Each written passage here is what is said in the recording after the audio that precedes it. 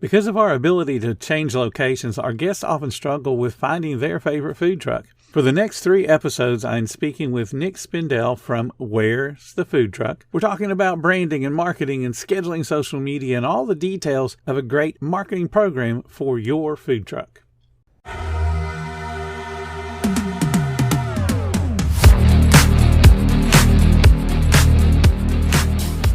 Welcome to the 10-Minute Food Truck Training Podcast. My name is Bill Moore. I am a food truck business coach, author of 5 food truck vending books, including Food Truck 101 and Food Truck 201. This podcast is all about helping you start and grow your food truck business. The last thing you want to hear when you need your auto insurance most is a robot with countless irrelevant menu options. Which is why with USAA Auto Insurance, you'll get great service that is easy and reliable, all at the touch of a button. Get a quote today. Restrictions apply. When you're talking to a new food truck owner, what are some of the tips you give them to help them really get started with their marketing on their food truck? Well, first thing is you got to have all your social media and websites, just a digital presence, right?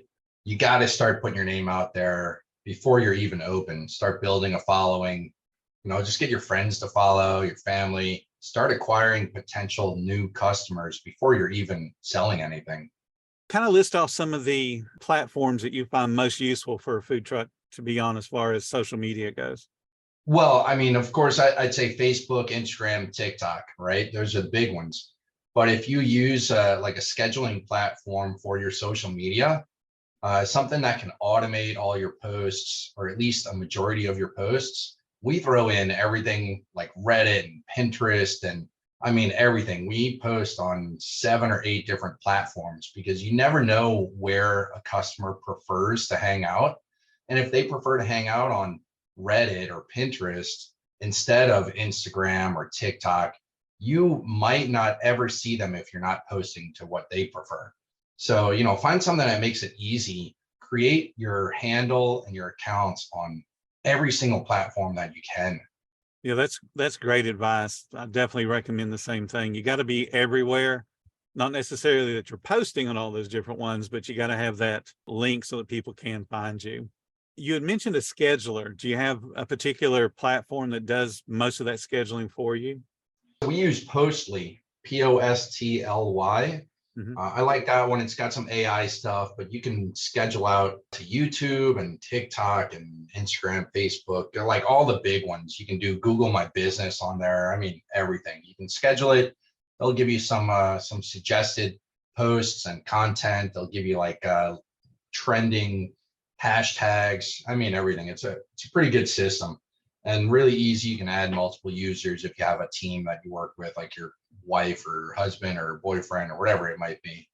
Because I've used schedulers that do like 2 or 3, like, back in the day, Hootsuite was one that did Twitter and Facebook, and I think it did 1 or 2 others. So you can essentially do a single post, and this software would post that on your behalf on all the different platforms you're on. Yeah, absolutely. So I think if I can recall correctly, I think it's like 7 or 8 different platforms that they offer.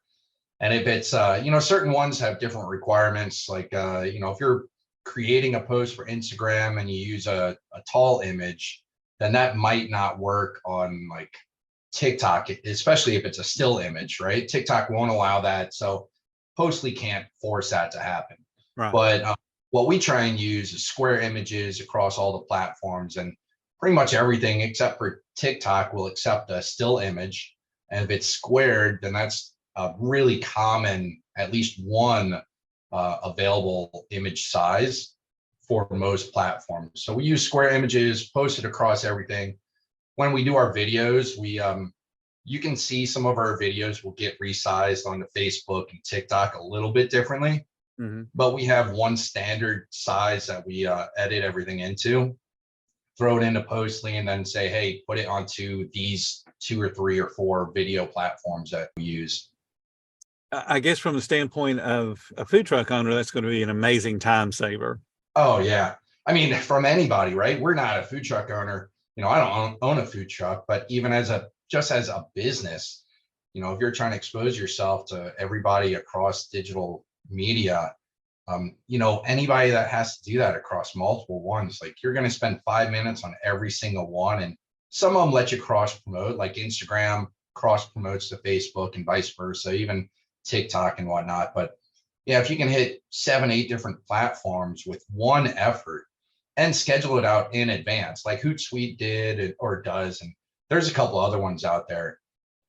If you can schedule them in advance and on a Wednesday morning, you don't have to worry about that, right? Like just do it on a Sunday for the whole month and you're done. For me, it's a great time saver. And I agree, every business owner should have that if they're on social media in any way, shape, or form. Sit down, spend some time to schedule out your posts rather than, putting that stress on yourself and trying to come up with a post in real time. Because you'll sit there and you'll stress out, why do I need to post today? Pick a day, like you said, and plan out several posts. It's already done for you. And then all you got to worry about is handling that, event that comes up in live time. And then you got to let people know that, hey, I've had to move to a different area of town because of, whatever's going on. So beyond the social media, what else do you recommend people do, or what else do you work with them on? Branding, for sure. You talk a lot about branding within your group.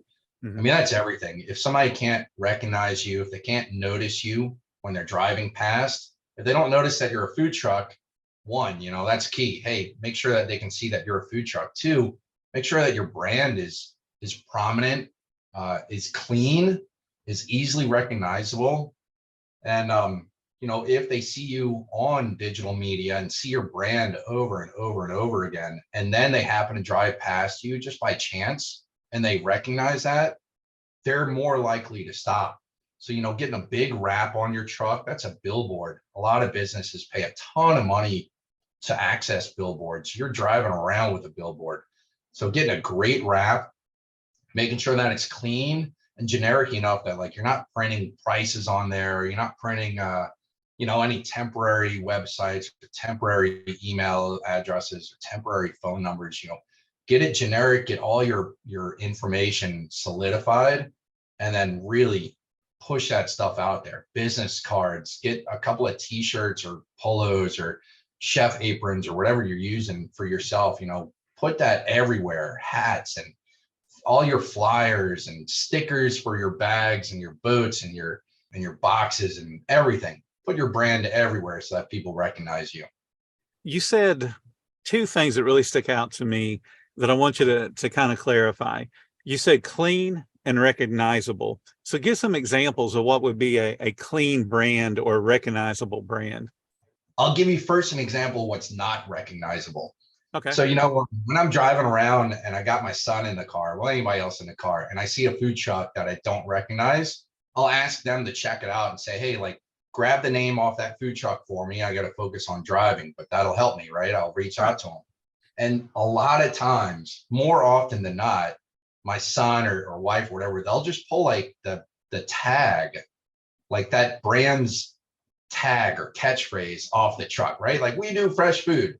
And I go, I know that that's not the name of the truck. Find the name of the truck. And they can't. And that's what bad branding is. Good branding is going to be big and clean. So like your name, I mean, WTF, where's the food truck, let's say, right? Mm-hmm. We have a very simple, maybe too simple. Some people say ours is too simple, but very simple and recognizable brand. WTF, right? That's all it is. Or where's the food truck? We're not throwing a whole bunch of other stuff in there. The images that we use are pretty clean.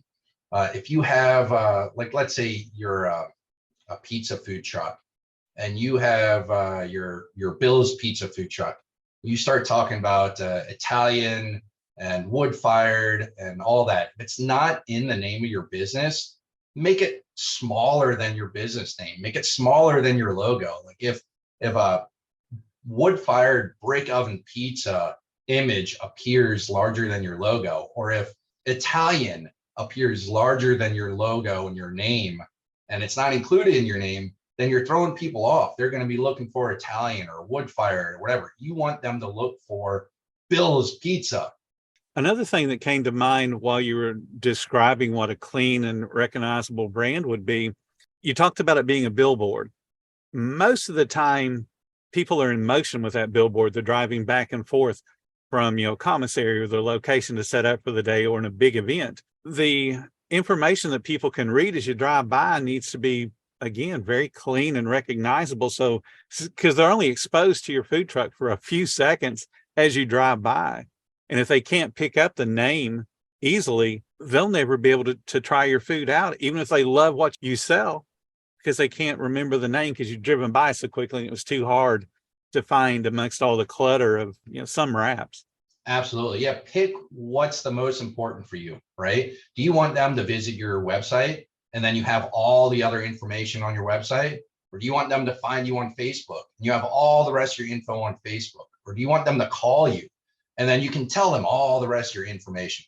Pick one, pick that one main one, make it big so that people can easily see it, easily find you. And then you can share all the rest of your stuff with them. But showing on your food truck, like find me on Instagram, TikTok, Twitter, Facebook, and here's my phone number, here's my email address, here's another phone number just in case. And if that email address, we don't answer that, then here's another email address. And you can also WhatsApp us at this different phone number. Oh boy, that's way too much, right?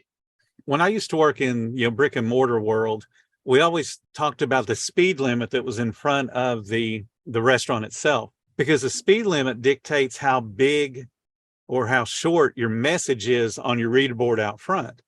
You can't put up 15 words on a reader board and expect people driving by at 45 miles an hour to read the whole thing. So you've taken an advertising, bit of real estate and wasted it. It's the same thing with a food truck.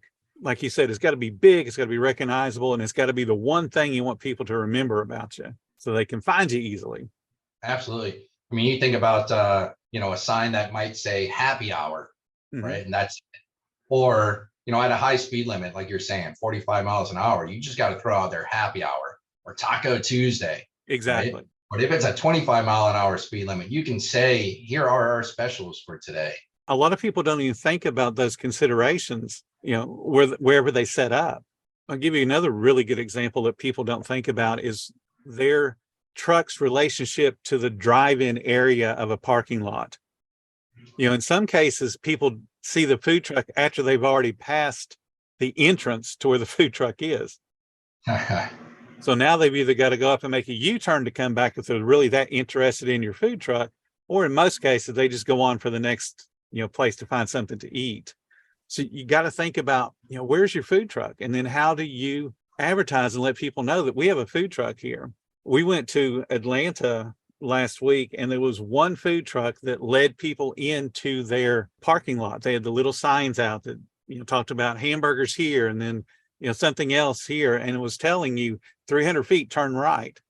Because you couldn't see the food truck until you were literally beyond the drive-through or the drive-in, where the parking lot was, the curb break. And I was looking at that going, that's a smart food truck, because I couldn't see the food truck, but I could see they had food.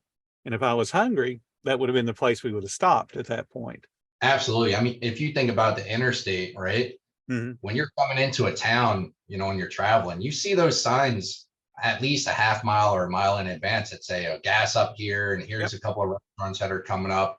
You got to let them know in advance where you are and where to turn off.